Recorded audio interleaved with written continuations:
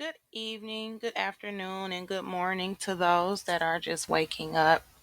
You are tuned in to Body Cam Bree.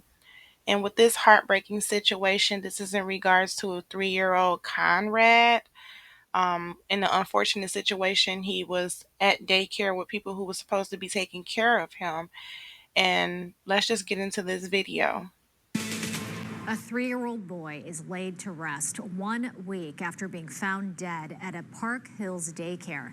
Now, a state inspection is revealing new details about how the boy was treated at school the day he died.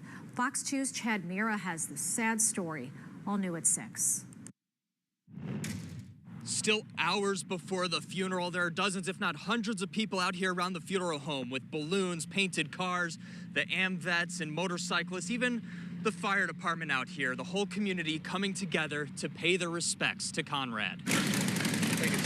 I know these streets will be lined, I'm sure all the way from here to the actual gravesite, there's going to be a tremendous amount of support. With balloons, banners, and clothing, the color blue paints Park Hills Friday in honor of 3-year-old Conrad Ashcraft. That smile always lit up a room.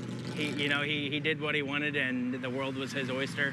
Ashcraft died at Poppy's Playhouse 2 daycare last Friday. The State Office of Childhood says a provider at the daycare secluded Conrad in a hallway during nap time because he was crying and whining. The provider trapped his arms in a tucked blanket and then covered Conrad with an 18-pound weighted blanket. He was found dead 4 hours later. The weighted blanket was partially up over the back of Conrad's head. The case has drawn attention nationwide. Conrad's cousin Danielle Love's T-shirt fundraiser is spreading with an emphasis on autism awareness. I've gotten them from New York, I've gotten them from Florida. Across town, one tribute and then one cookie dough. People lined up for hours to buy a special donut at another fundraiser. Seth Martin, a stranger to the family, came from 30 miles away for the funeral Friday. And I believe that's what draws us together, is the innocence of a child being taken away at such a young age. Conrad's life cut too short, but his impact will last a lifetime. It means the absolute world to our family, and we couldn't be more thankful. There are fundraisers going on throughout the weekend to help out Conrad's family, from T-shirts to silent auctions. We have that information for you on fox2now.com. Reporting in Park Hills, Chad Mira, Fox 2 News. And no charges have been filed at this point. The St. Francis County prosecutor revealed today that the daycare's owner used to work in their office, so it has recused itself.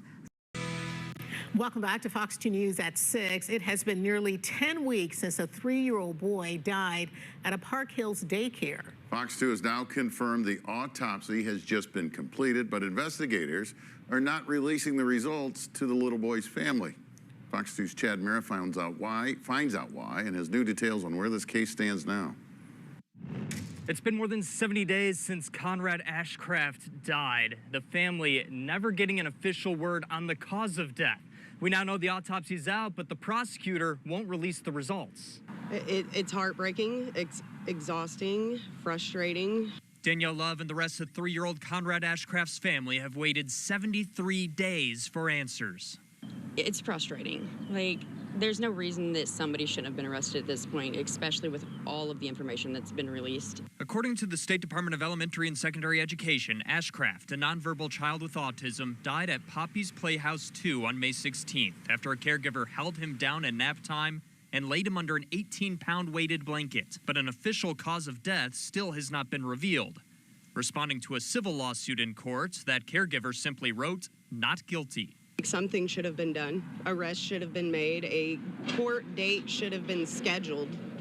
Something. Monday, Fox 2 confirmed the St. Francis County Coroner's Office has now completed the autopsy. But they say the special prosecutor in the case, Tricia Stefanski, won't allow its release due to the ongoing investigation. With a community that's rallied behind as much as we have to get the help, I don't understand why we can't know what it is. We filed a sunshine request, which was denied due to the ongoing investigation. We also tried the St. Francis County Sheriff and Special Prosecutor to get answers, but didn't hear back from either of them. We all want answers. I think at the very least, his parents deserve the answers. Everybody deserves to know. Over the past couple months, we've tried several times to get in touch with the special prosecutor on the case, but have never heard back to either phone calls or emails. We'll update you if we learn more. Reporting in Hillsborough, Chad Mira. Hill's daycare worker is charged with second-degree murder after the death of a 3-year-old boy. The charges come nearly 3 months after the death of little Conrad Ashton. Fox Files reporter Chad Mira has been on this case from the start. You've gotten a hold of the grand jury indictment, Chad. What are you finding out? What does it show? Yeah, it was publicly released today for the first time. As we first reported last night, it outlines the charges. Those charges include Class A felonies. That's second-degree murder, as well as a couple of others. And I just heard from her attorney before we came on the air. He told me she's pleading not guilty. Also new today, for the first time, we're seeing an official legal document that states a cause of death for Conrad. Still getting goosebumps now talking about it. Danielle Love trying not to lose hope for justice in the death of her 3-year-old cousin Conrad when news of an indictment came down late Thursday. I am so happy that something has finally started this process and we're starting to see a little bit of justice happen. 40-year-old Tiffany Hedrick, one of Poppy's Playhouse 2's employees, is charged with abuse or neglect of a child resulting in death, armed criminal action, and second-degree murder. I think the help of the community and everybody getting the name out there and getting the message out there has really helped tremendously. The indictment says Hedrick neglected Conrad by placing and leaving him face down under a weighted blanket with his arms immobilized. It claims that those actions caused Conrad to die by asphyxiation. This is a case that doesn't just mean a lot to the family and friends of Conrad, but the whole community. You drive around Park Hills, you'll still see signs like this, demanding justice for Conrad. This sign here, sitting directly across the street from the daycare where he died. He deserves every bit of justice, like any child would. Crystal McWilliams is one of the people who've painted Conrad's name all over town. A message that has been carried hundreds of miles away. It's the first step in a long process that we have to go through now, but the community is ready. But some are still calling for more arrests. After a state licensing inspection revealed Conrad was left under that weighted blanket for 4 hours with no one checking on him. Love wants to know who else could have come to Conrad's rescue that day. We're not done until we see more arrests, and even then I don't know if we're done. No court date's been set yet, but Hedrick is currently being held on no bond. Just before we came on the air today, I got an email from Hedrick's defense attorney. He didn't have a lot to say, but he did say that they have entered that not guilty plea, Andy. And you were out at the daycare again today?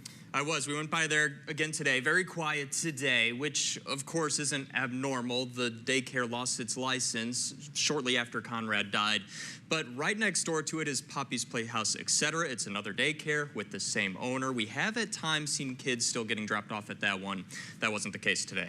Really? So both? Nothing happened in either spot? For today, very quiet. And you wonder if that's connected to the news? You have to wonder. We know if there's an answer, you'll find it for us. We will. Chad.